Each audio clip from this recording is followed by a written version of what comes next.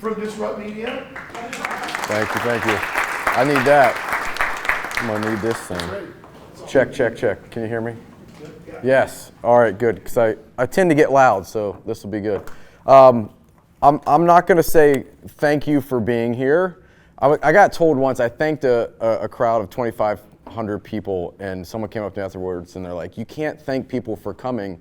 You congratulate them for getting in the room because they're learning something and they're growing. So congratulations on being here, coming all the way across the country from all over the place to be here in the room, to hear from people that are gonna help you in your business elevate. But thank you, Mark, for having me and your team. So congratulations on being here. I'm excited to be here. I'm super passionate about the fourth quarter of life. And you all are involved in the fourth quarter of life. So we're going to talk about content, why you need social content, why it's applicable to you, what you can do with it, how many people you can reach, all of that stuff. But first, I'm the guy that's up after lunch. And what happens after lunch, right? You're super comfortable, but you look like a lively bunch. So we're going to do a creator challenge real quick. Do you all have a smartphone? Yes. Okay, so we're going to take 60 seconds. You're going to stand up. You look scared. Don't be scared. You're going to stand up. You're going to record 30 to 60 seconds of why are you here? What are you doing? Okay? So 60 seconds. I'm going to do it as well, so I'll be uncomfortable. You're just going to stand up and you're going to record what you're doing. You can choose to post it. You don't have to post it. I would encourage you to post it because your people need to know what you're doing and how you're educating yourself, okay? So 60 seconds. On your mark, get set, go. Hey everybody, I'm here in the room with the greatest people you've ever seen.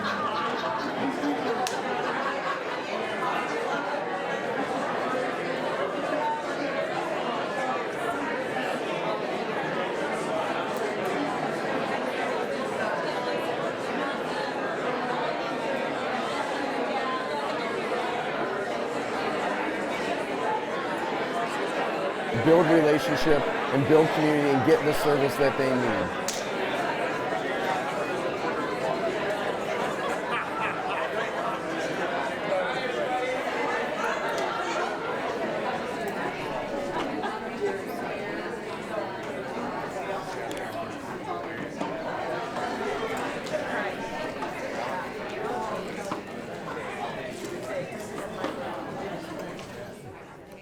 Awesome. Okay, so I have a question. How many of you went live? Anybody? Did anybody go? She said, hell no. All right, okay, nobody went live. That's okay. That's how easy it is to create content. That's it. That's what content creation looks like. You just did it. You created content. You educated your community on what you're doing, how you're getting better so that you can serve them. Does that make sense? Like, we overcomplicate content all the time. Content doesn't have to be hard to create. It's literally, you have this device. I'll tell you the same thing that I have 2 teenage daughters. I'll talk about them in a minute. They're 15 and 16 years old, and we gave them cell phones at the age of 6. Don't judge me. There's a reason why we did that. But we told them, like, this device can create an unbelievable life for you, or it can absolutely destroy your life. How you choose to use it is up to you. But it has the power to change lives, and it has the power to change your life in a positive way and others. So you just created content. Congratulations. That's how easy it is. Mark, thanks for having me. Just kidding. That's content creation. So here's some things I want you to think about. Oh, wait, hold on. This QR code right here, did I hear this right? They can scan this QR code and you can have this slide deck. And I think that's with any of the presenters, right? That's correct. Thank you for, I forgot to say. You're all right. Well, it's a team. We're partnership here. All right. Scan that QR code. You can have the slide deck. Whoops. I'll give you a second. There we go. Good?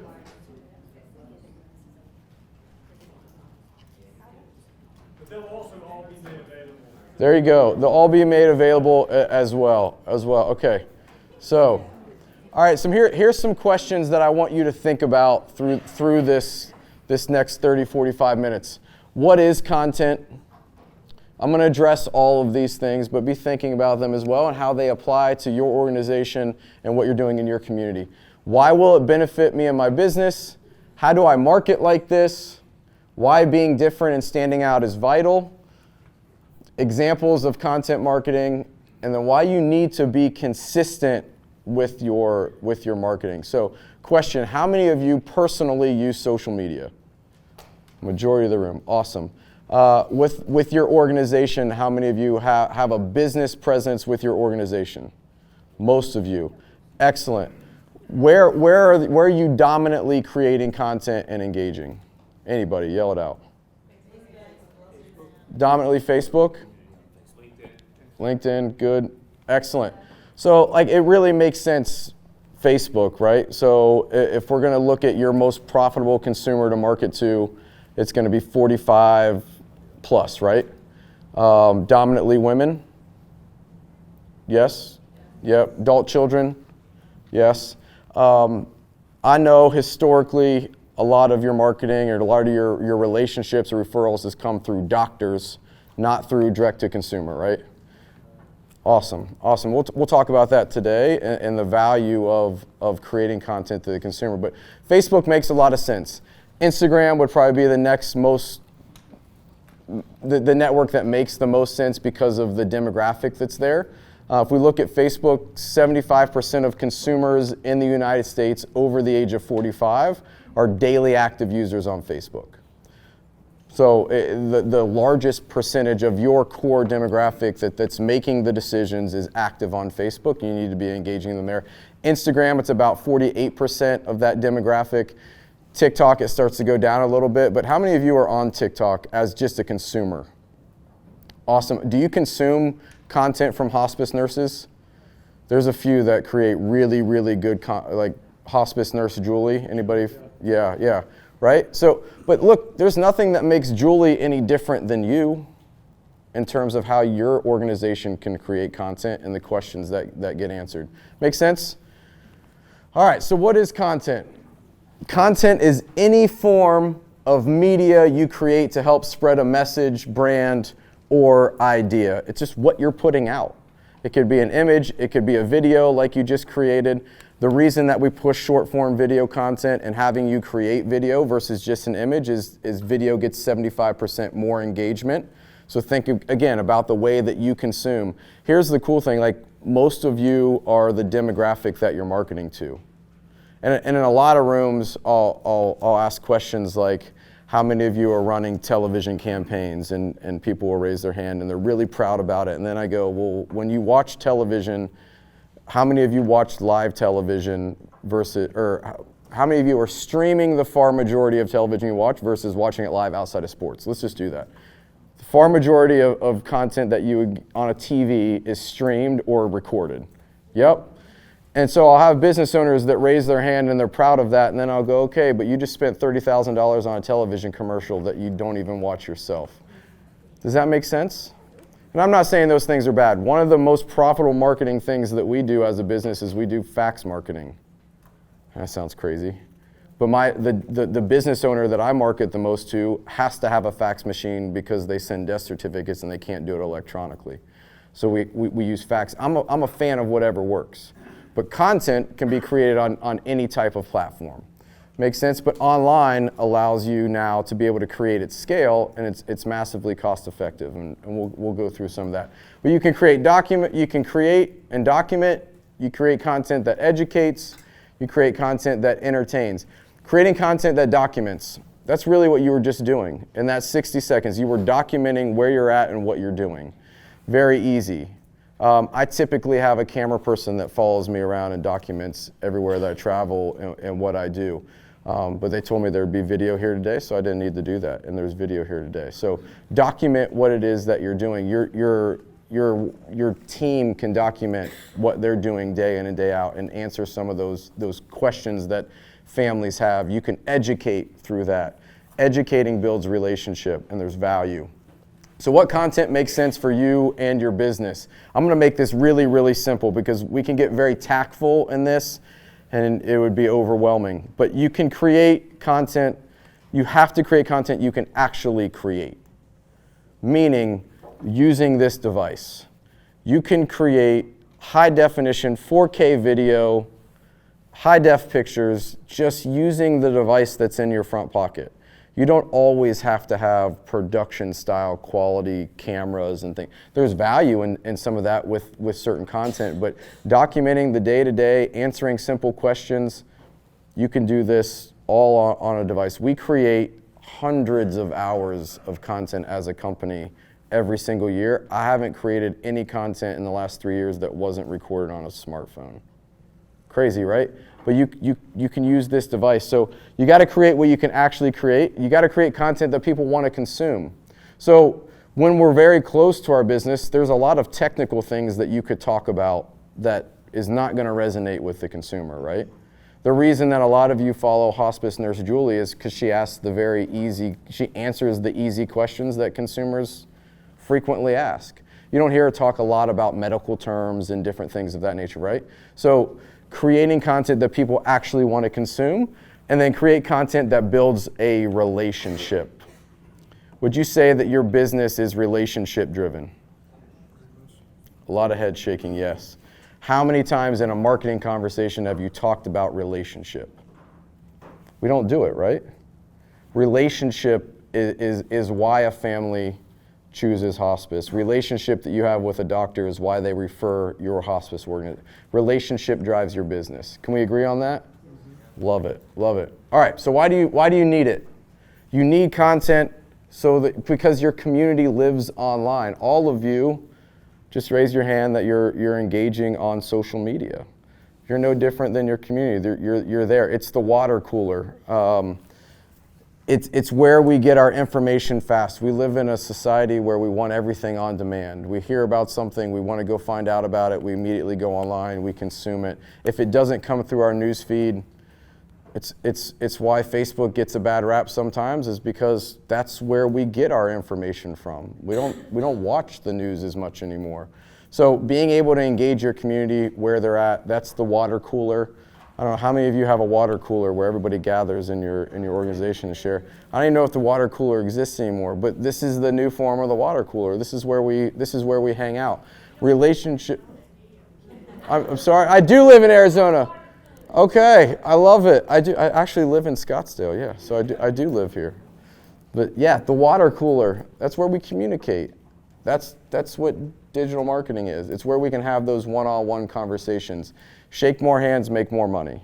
You create more relationships, more people trust you. When they trust you, they come to you. But we can build relationships through online engagement. One of the things that I love the most is that if I buy a pair of Nikes and there's something wrong with those Nikes, I can go online, I can send a message, and then immediately I get a response. Or I can call an 800 number and be on hold for days. Like, what would we rather do? We're used to being able to communicate that way, and we just don't make it as easy for the consumer to engage with us because we don't get present there and we don't create content there. So create content that builds a relationship. And then you need to let people know what you do and know who you are. Would you say that there's a disconnect between what you do to serve the community and then the community actually knowing what you do? Right? And there's stereotypes that the consumers build up and that we don't really address them. But if we create the right content, we can break down those walls that allow the consumer to engage and have a better relationship. Make sense? Excellent, excellent. All right, we'll keep going. So I'm going to talk a little bit about me real quick. So this is my wife, who I outkicked my coverage, is what I like to say. I did. My wife's amazing. 2 daughters. We live here in Scottsdale. I love Jesus with all my heart. What else about me do you want to know? I like to golf, and I have a Skittle addiction. I absolutely love Skittles. My dentist loves the fact that I love Skittles. But I have an amazing family, and I tell you this, not because I want to talk about me, but I tell you this because now you know a few things about me. When you know something about me, do you feel a little bit more connected to me? Yeah, we just created a relationship, right? We didn't sit down one-on-one, have a conversation. Like, you could have watched a video about me before I got here where I told you those things, and you would have immediately felt a little bit more connected to me. Mark and I connect every week on Zoom, and we've learned a lot about each other without physically being in proximity. We have relationships like that every single day. It's no different your community with you. So you know something about me. The more we know about somebody, the deeper connected we feel, and that starts to build a relationship. There's trust there, because some of you are probably like, oh man, I have a secret closet Skittle addiction too. We should connect. I like to play golf. I love Jesus. Let's talk about Jesus. Like, there's things that now that you know that about me, I have 2 daughters. Some of you probably have 2 daughters and your dads, and you're like, man, it's weird having 2 daughters. Like, I'll tell you what though, I'm a way better girl dad than I would have been a boy dad. Like, I'm not gonna go hunting, fishing, spa day. That's my, I'm all in on a spa day. I'm all in on a spa day. All right, so how do you make content good? You like spa days too? No? Your husband? Man, this is Steve. Yeah, we should connect. Steve and I would jam out. Mani pedis are, that's where it's at. All right, how do you make good content? Content needs to be ARC. So think in Noah's Ark, but we spell it wrong. ARC. Content needs to be attention grabbing, it needs to be consumable, and it needs to be relatable. Attention grabbing, consumable, relatable. And if you can create content like this, then it's going to get engagement. And engagement is the key. Who knows what engagement is? Engagement is any action that the consumer is going to take on a piece of content. It's going to be the consumer liking a photo, watching 3 seconds of a video, clicking a link, commenting, leaving a reaction. The Grand Slams, like, they share the content because that's a built-in recommendation and endorsement. So any action that somebody takes with a piece of content is engagement. The value of engagement is that's where the relationship gets built. So if you think about the way that you scroll through content, and when you give your attention to a piece of content and you like something, you comment on something, like, we all go, subconsciously, we all go through this quick psychology routine of, like, if I like this, I comment on it, I share it, I engage with it. Like, my wife's going to see that, my husband's going to see that, my kids are going to see that, my pastor's going to see it. Do I really resonate with this? Maybe I should watch all 30 seconds of this video and make sure this person doesn't say anything dumb that I'm going to endorse by a comment. Like, we all go through that filter, right? So when someone likes a piece of your content, there's insane value in that, because they've gone through that process to go, yeah, I agree with this. Bink, like, comment, share. So we got to create content that grabs attention. So here's what this is where I'll get the most technical. How do you make good content? It's got to have a good hook. So, like, video content. Now, you don't have to raise your hand if you did this, and it's okay, because this is naturally what people do. When I ask you to stand up and create content, most of you probably got your phone out and you're like, hey, this is Jim. I'm at this. Well, I'm in Arizona, the sun's out, like, yeah, I'm at this conference and I've moved on. Hey, it's Jim. Nobody cares, right? So the first 2 seconds is the hook. I think we have 1 to 3 seconds on here. Those first few seconds are the hook. Think about fishing from a girl dad. What I know about fishing is that a fish bites a hook and then you seed that hook. You've hooked it, right? It can't get away. That's what the hook in content is. The hook in content is, I'm not going to move, like, you've sucked me in. It's the bait, right? And here's why. Think about this. When you load content, 1, 2, 1, 2, 1, 2, that's how we scroll. So if you don't hook in the first 2 seconds, we've moved along. So when it's, hi, this is Nurse Becky, and I just left a whoop. Or a medical term comes out, whoop. What are the frequently asked questions? So when I started my video, I said, I'm passionate about the 4th quarter of life. What's that mean? What's the 4th quarter of life? Then I talked about the 4th quarter of life, and then what I was doing here today. Little bit different, right? So you have 1 to 3 seconds is the hook. The next 40 to 20 seconds, that's what keeps me around. Like, that's the value, the meat and potatoes of it. And then the last few seconds, that's where you have your closing or you have your call to action. So my closing is, if you're passionate about the 4th quarter of life and you want to know how to engage families, DM me. Boom. That's the close. It's a soft sale. It doesn't have to be that. You don't have to have a call to action, but the call to action would come at the end. But if you don't hook me, I'm not going to stay around to watch the meat and potatoes of it and what you actually want to say, which means I'm never going to get to the action that you want me to take. Whether it's downloading a white paper, whether it's a phone call, whether it's a message, whether it's just commenting or sharing something, asking a question, I'm never going to get here if you don't hook me here and then drive me through. And the same thing goes with image content as well. This is more of a breakdown for video, because video is what we consume the most online. 71% of time spent online is watching video. So if you're not creating video content, you 1,000% need to be creating short form video content. Do you know what short form content is? Think Instagram Reels, Facebook Reels, TikTok, under a minute. You notice if you add up this time, 1 to 3 seconds, then you have another 20. This is like a 27 to 30 second clip. So think under a minute. Algorithms pick that content up, they distribute it to more people will engage with it, all the things. There's a lot of tactic that go into that, but short form content is where people are consuming. So you've got the ability to create a lot of short form content under 45 seconds, under a minute, that can hook people in, grab their attention. You with me? Anybody asleep yet? No? Do we need to stand up, do a round of applause? No? Okay. All right, we'll keep going. So that's how you make content good. You got to hook somebody in, you got to grab their attention. Image content the same way.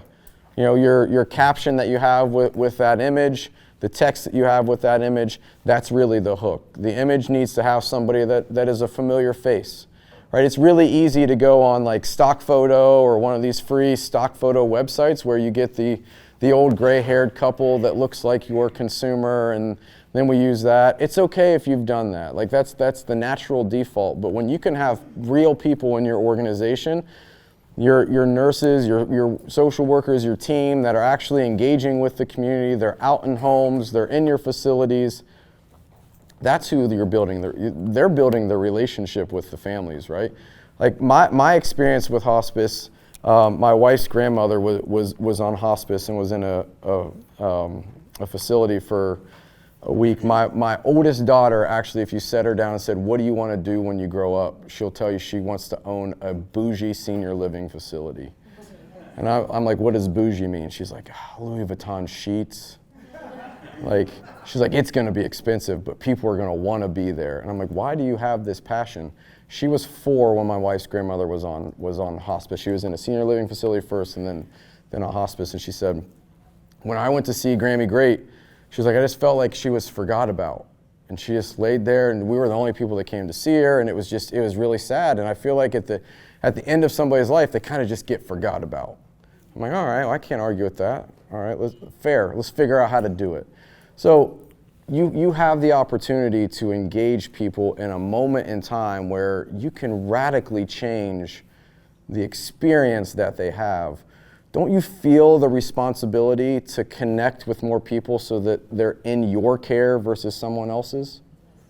Because someone in your community is going to own that attention with the consumer. And the antiquated model of referrals, that's a one-to-one. You have the ability to touch 1 to thousands, 1 to 10,000s, 1 to hundreds of thousands, depending on where you're at. You with me? There's a responsibility in that, because isn't somebody better served coming to your organization than somewhere else? If you're not saying yes, then you don't have a belief in what you do. But can you serve better than somebody else? Absolutely, right? Don't people deserve to know why or how? And the differentiator is in your walls. The differentiator is your team. The differentiator is the care. But guess what? Consumers don't expect bad care from any hospice that they choose, right? So how do you communicate what your real differentiator is? That's where your good content comes from. Okay? All right, let's do some math. My team did some of this math for us. Okay, so let's look at, when you're creating good content, you also have to be consistent, because it's really easy to leave an event like this, go back next week, rally the troops and be like, you're shaking your head, yes, you've been here before, right? Yeah. Yeah.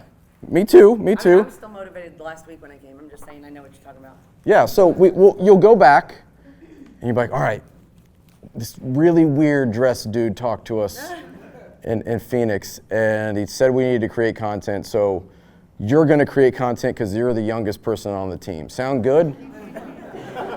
Right? Is that how it works? Yeah. That's real. That's fine. But then it's going to be like awesome for a week, and then you're going to get busy, and then that person's going to have a different task. And then what gets pushed to the bottom is now the marketing, and all of a sudden it's 2 weeks later, we haven't created anything, and it's like, ah, crap. Let's get something up. So we find something online. Oh, here's a good article. Throw it on there, and then it's another 3 weeks before we create anything, and it falls off. Consistency is the key. Having a strategy, having a plan. So you got to be consistent. So here, let's look at it at the potential amount of people that you could reach if you were just consistent at creating content. And we want to break down those stereotypical walls that consumers have about hospice, then this is how you do it. You stay consistent. The only way to break down those walls is to give them a different narrative. Make sense? All right, 1 post a week, 52 posts a year. What I'm asking you is to fall somewhere in between here, 3 to 5 posts a week. You're not overflowing with information at 3 to 5 posts a week. You're not inundating the consumer heavily. There's enough value that's happening in your organization that you could create 3 to 5 pieces of content every single week that have insane value for the consumer.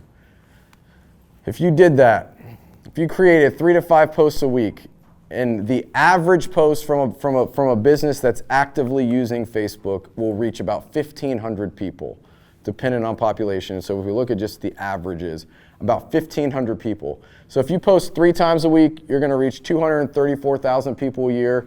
If you post 5 times a week, you're going to reach 390,000 people on average. That's a significant amount of people that you can educate on what it is that you do. Would you be better off, and would your consumer be better off if they had a better understanding of what you do day in and day out? Yes or no? Yes, absolutely.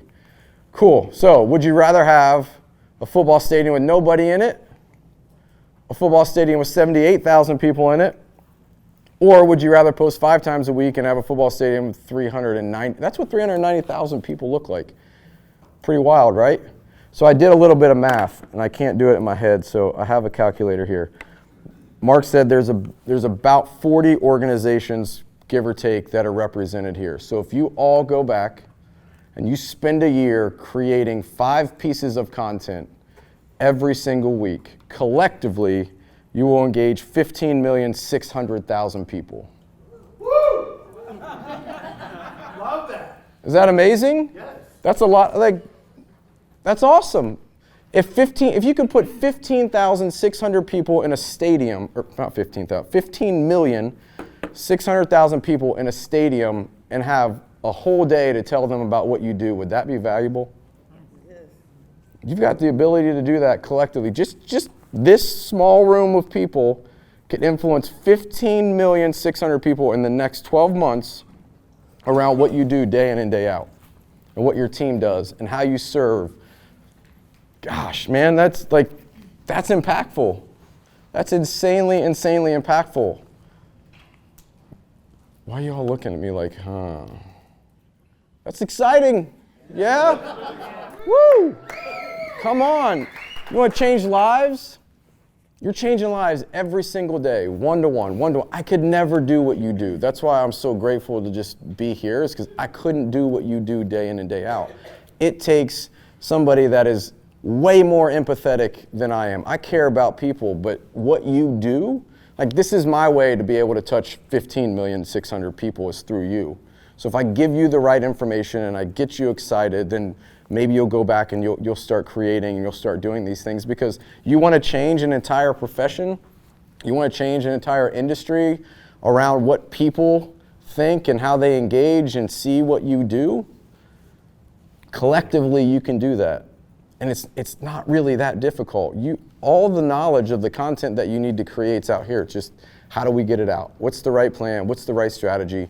How do we do that? So I have a quick question. Yes. Just since we'll engage, Let's do it.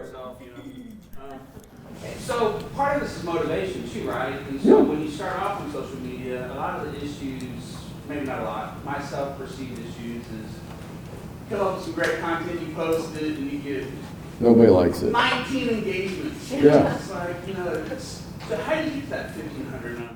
No, you didn't get 19 engagements, man. What's that? You changed 19 people's lives. Well, that's true.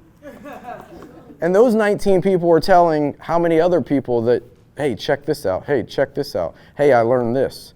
Here's how, go to this hospice, do this. You don't have any idea the ripple effect of those 19 people. That's true. 19 people paused to think about it. So what? 15 million people, cool, awesome. 19 people is just as amazing as 15 people.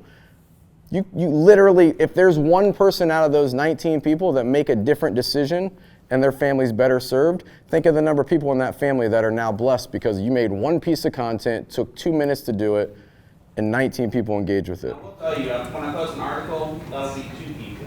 But you That's post fine. And if you post a video or a real story, you might get 30 or 40 or 50. Listen, don't get caught up on the numbers. Don't get caught up on the numbers. Here's why, because people are watching. So there's other places you put that content. You do a reel, you do a post, you do a story. How many of you post Instagram stories personally? You ever notice, like, when you go through your feed and you post something, like 6 people like it, but when you go to your stories, like 400 people saw it? Yeah. People are watching. They're not always engaging because it takes time. 19 engagements, celebrate the crap out of that. Because you could have changed one person's life that's going to impact how many other people. Consistency is how you get to the big number. Creating better content, learning why those 19 people. There's a lot of data that goes into that, of why those 19 people interacted. How do we duplicate that over and over and over and over again? Don't get discouraged about 19 people. You're changing lives with 19 people. Yes. Because I think it's like launching something out of just when you talk about unintended consequences. Yeah. It's also not just a marketing tool, it's a great way to recruit. It is a great way to, you create excitement. And I'm guessing that you're all struggling with recruiting people. Is that a big problem in this profession? Yeah, we'll talk about that tomorrow. Can I jump up? Yeah, 1000%. So many of you know that my dad died 2 years ago in hospice, and it was a really bad experience, but it was right in the middle of COVID, so we'll give them the benefit of the doubt that it was a terrible time, right? But what was so sad is that my mother and the family had no idea the rights of the hospice family.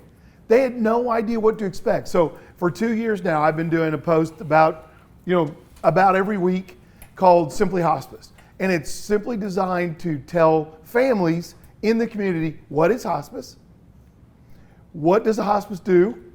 Last week on Thursday, I did like a 35-second deal on what is the role of a social worker in a hospice. What are the 3 things you as a family member can benefit by being engaged with the social worker? And when we first started doing this, Rodolfo, who works at our office, he's Brazilian and he has a different way of expressing, his excitement. And I did a video once, I said, that was awesome. He said, that was pretty good. And I said, Rodolfo, in American language, when you say pretty good, it means it sucked, but you don't want to tell me that, right? And I said, I guarantee that one's going to be the biggest one we've ever done. And he called me at like 5 o'clock that afternoon, he'd already had 1,500. And I'm nobody. I mean, my content's not that good. I try to change seats and have different plants, like the cactus or you know what I mean? I'm trying not to make it boring, but I'm not. If I dress like that, I'd get a lot better. But me, I wear granimals. I mean, it's like golf shirt, right? Sorry. But I'm telling you, I'm nobody in this industry, and I'm getting 1,500, 2,000. So I've got a couple out that are 10,000. And it was simple content. It was like, hey, here are the 3 things to ask the nurse when she shows up. Yeah. Boom, boom, boom, and then I'm out. I don't ask anything. I just 3 things you wish families knew about hospice. Yes. 3 things hospice won't tell you. What does a case manager do for you when they come to your house? Yeah. Or who do you turn to when you got a problem? Bam, that's what they want to know. That's and then the now hope. our That's biggest the question. problem is all the questions people send me. I can't answer them all. Yeah. I don't have time. But it's easy, and I've got unlike you, I have no brand to turn it to. I can't say, if you want the best, call this hospice. I'm just doing it because Debbie and I just got frustrated with the care, and people didn't understand. My mom didn't know what her rights were, what she should ask. She didn't know for 6 weeks what that box was that they left, that med kit. She had no idea. It was that bad. So we were like, all right, the hell with that. We're not going to allow it, not by chance. We're going to give it a shot. We're going to tell people what to know. you know? And I'm running thin on content, so I'm getting a little nervous. Sorry, Ryan. No, you're good. I mean, that's all. Like, a lot of that content is what we talked about, the hook. Like, those are the questions that hook people in, because what you go seek, you will find. How are you going to find people to watch your content? You create the content, you go find the people, they'll watch the content. If you target it right, you put it in front of the right eyeballs, they'll care about it, they'll engage with it. The consistency is how you reach more people. One thing pops and now you've got a lot more eyeballs. But you got to start and you have to create. Your first 6 months, you're going to get no views. You're going to get no likes. You got to be able to push through that to know that what you're providing is value. What you're providing is value. And so, will your content benefit your business? Yes. A lot of people hesitate to create content because they're like, what's going to happen when I create content? Well, here's what's going to happen. It's going to create conversations. It's going to build better brand awareness. You're going to get respect and adoration from your community. Go into your team goes into the grocery store and like, oh my gosh, like what you do every day. Thank you so much for serving. Like, that's real conversations that people are going to have with you. So that's going to make your team feel good. That's going to help your team stay motivated through all the hardships of what you deal with day in and day out. It'll produce leads, more distribution channels, more events. My experience with hospice outside of my wife's grandmother is when I do golf outings. I feel like there's always hospice that sponsor golf outings. I don't know why. But if you're having a team in a golf outing, are you creating content around that event that you're sponsoring and being a part of and showing Larry's absolutely god-awful swing? You should be. Like that's content as well that engages and builds entertainment, gets more eyeballs, and then now the more hard-hitting content has more exposure where you're answering those questions. So it's building engagement, distribution, website traffic, all the things organically. From my research, and I could be wrong, but the top 2 reasons families choose a hospice, they do proximity and then relationship, right? Relationship either, right now it's dominantly with the doctor that's referring, but what if the relationship wasn't dependent on a doctor referring and the relationship was with you? Would that be more valuable for you? Yeah, because it's more families that you get to engage with and more people that you get to communicate with. People need to know what you do before they need hospice. It's too late when they need hospice. You need to be engaging them and building a relationship prior to that, so they know who they're going to call, what they're going to ask, what to expect, all of those things. So proximity and relationship. And then you got to have disruptive authenticity.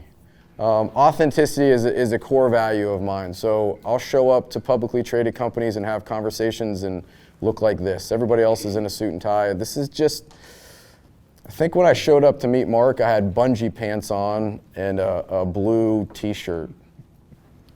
And yellow shoes. I had yellow shoes on that day. I did. So that's probably why he thought I was conservative today, because I didn't have, bungee pants are wild, man. You got bungees. But that's authenticity. It's just who I am. When you see me at church, this is what you get. I've been asked to speak in a suit and said no and lost money. You got to have disruptive authenticity in your marketing. People need to know who you are, what you do, how you do it better, what you stand for, and you got to be consistent with that. So, number 1, authenticity will always win. Know who you are.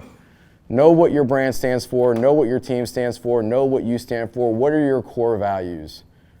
Have disruptive authenticity. Know who you are. Know who you're not. There's going to be, not all of you are Nurse Julie. Not all of you are going to be able to create content that way. That's fine. Not all of you are going to be able to dress like me and get away with it. It's just what is right for you. Know who you are. Know who you're not. What do you stand for? And then this is a big one. You got to be able to put on blinders. Because yes, there's going to be people that come after you and don't agree with you. We were talking about it earlier. Jeff and I do a lot of content together. The guys stood up earlier. I've been called dingleberry, drug dealer, moron. Can't believe this guy has kids. If my dad dressed that way, I don't know where I would have been in life. You gotta have blinders on, because when you are called for a higher purpose, you ready to go to church? When you are called to a higher purpose, the story is already written, right? It's already completed. God doesn't start anything that he didn't already finish. So you got to put blinders on, stay in your lane, know what you were created for, know the purpose you were created for, and go after it. Because people are going to throw rocks, they're going to shoot arrows, they're going to try to knock you down. Your competitors are going to do the same thing because you're going to be stealing attention.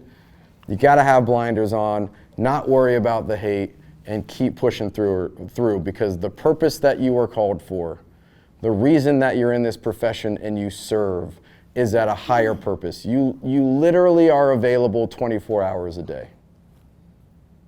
Yeah? Yes. It's a higher calling. You're not punching in and punching out. There's a bigger purpose. You're saving lives. You're helping people navigate the most stressful time in that family's life. You are side by side, no makeup, hair a mess at 3 o'clock in the morning, just serving. You leave dinners, you skip vacations. You are called for a higher purpose. That is the North Star, okay? Keep your blinders on when people start throwing rocks and flaming arrows. All right, preaching done. And consistency. Authenticity wins when you are consistent.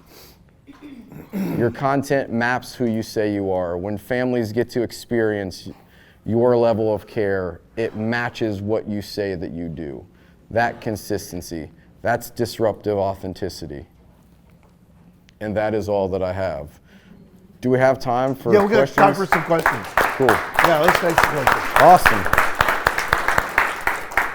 Questions. I even finished on time. That's rare. Questions. Yes, ma'am. You talk about how you differentiate doing branding from a personal perspective and a company's perspective. I think personally I'm having a challenge with that right now. How much do I do on my own versus what I do for my company's perspective? Yeah. Love it. I think it's both because you are the brand, right? Do families get you? Yeah? So could there be relationship with you of why a family seeks your hospice? When my grandmother went on hospice, the hospital had a hospice organization. And we didn't use that hospice. That's what the nurse, the doctors, that's what they referred. My grandfather had a relationship knew a hospice worker at another organization because he had gone there to see a friend. That's the reason that we chose the hospice that we did. It was familiar with him. He knew the nurse that served that friend of his. He's like, no, that's where we're going. So I would say that you are the brand, but also, yes, you're a brand. So creating a clear strategy for the brand. What does the brand stand for? And then personally, what do you stand for? Do you share the content that you create onto the business brand? I mean, it's both. Everybody that's on your team that is client facing is part of the brand. So it's all in one. I don't know if that answers your question, but I don't think you have to keep, obviously if you're going to the grocery store and you're hanging out with your kids, you're not going to put that on the brand page. But when it comes to what you do day in and day out as being a hospice worker, it's both. Families are going to call because of the relationship that they have with you as well as the logo, but it's both. Where do podcasts fit into all this? Is that like Yeah. 2.0 or? No, I mean, podcasts are an easy way to create a lot of content. So if you're going to create a podcast, I would video it as well, and then I would chop that podcast into video clips because there's going to be a lot of content on there that you could turn into. You're answering some of these questions. It's an easy way to create a lot of content at one time. Yeah. So, I mean, and a lot of consistent that way because then you have all that. 100%. Stay consistent. Even if nobody listens to the podcast, it's fine because you're creating 40 minutes of content that you can chop, 5 minutes of content that can be chopped. Gotcha. There's always value in that type of content for sure. Podcasts are big. Yes, ma'am. I have a quick, okay, so, like you, I also sometimes have people that follow me around in camcord Yeah, when you don't necessarily want them to. yeah. So, Tell them to stop. well, I have mad dance skills, and people just feel like they need to Yeah. sometimes. Somebody's in here posted it last year. So, I don't want to link, because that's not necessarily what I want Yeah, people to see from me in Right, general, but right. definitely not what I want clients For- to see. exactly. So how do you keep it from connecting the two? So create like a family personal profile where you do. And block it to only certain people or something? Yeah, you can keep it close, right? You can set up lists of who can see content and who can't and things of that nature. So like maybe have just your normal Facebook profile, and then maybe you have nurse whatever as your business type profile where you create business content and share it over the organization and cut out the, so like I have Ryan Thalgmartin like business page, and then I have just like a person like friend, which a lot of my business associates are friends. Right. So it's cool. I don't have anything that I have to keep separate. Like the more they know about my family, the deeper the connection goes. But like if you're doing TikTok dances with your daughter that have nothing to do with what you do day in and day out, yes, have a separate profile that's just you're answering the business content. And no, it will not link you. It won't link you unless you're connecting it to share. But no, you can. Thank you. Yeah. So Facebook allows you to have 5 different personal profiles now that aren't connected. Instagram, you can have different logins, different profiles where you can create. TikTok, same thing. Yes, sir. One comment and one question. It's not a comment of, at least I know for our organization, scheduling content. Yeah. The safety, consistent, try to implement a monthly schedule so that way. Yep. The question, you said 3 to 5 posts, on a weekly basis. Is that all video? Is there some video versus images versus word?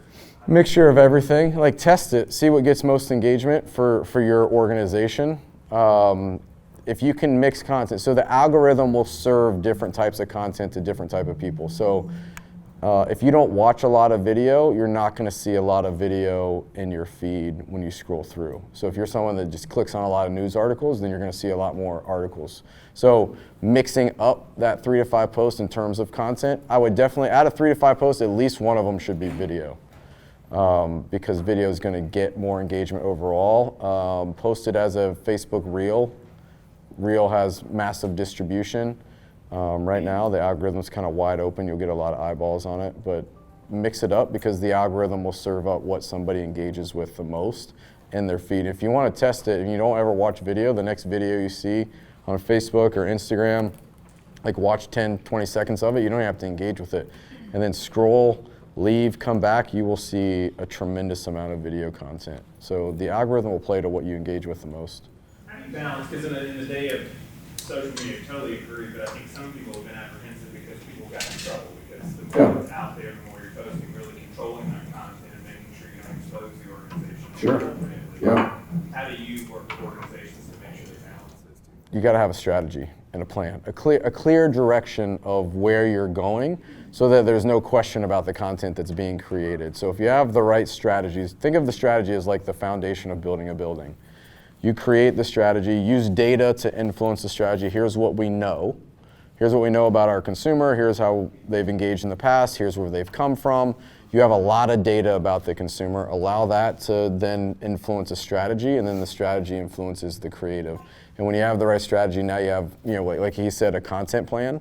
So building out a monthly editorial calendar is what we call it systematically, but a calendar of what's going to be posted, what's going to be recorded, so you know exactly what needs to be created, what's going to be said. And then if you have a compliance team or somebody on your team that can vet that content before then it gets scheduled.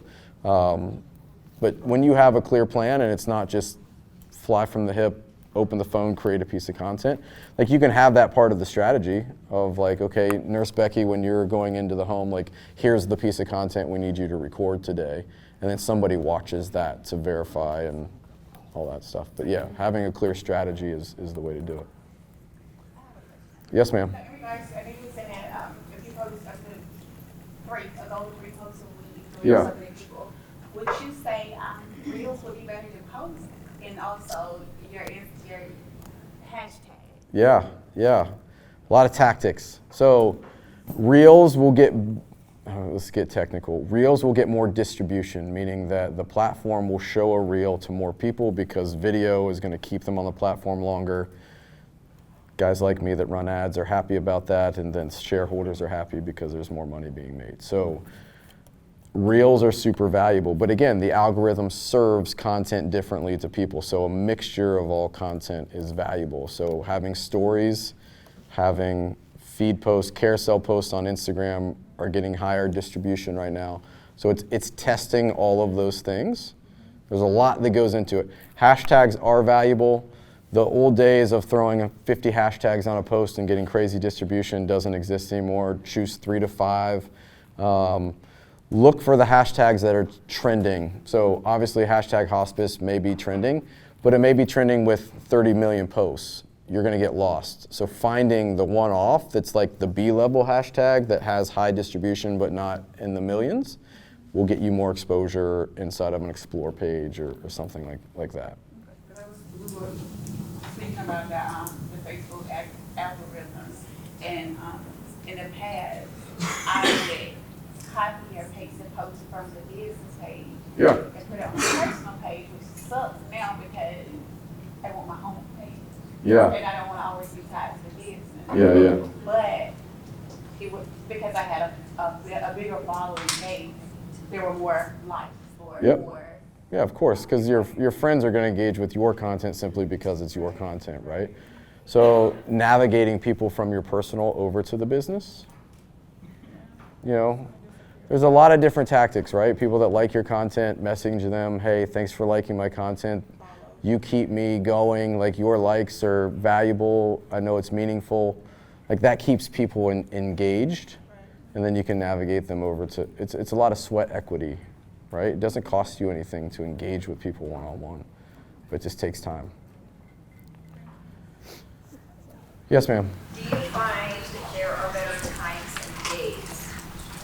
Yeah, there are. And if you Google what time of day is best to post, what days of the week are best to post, you're going to get a million different answers.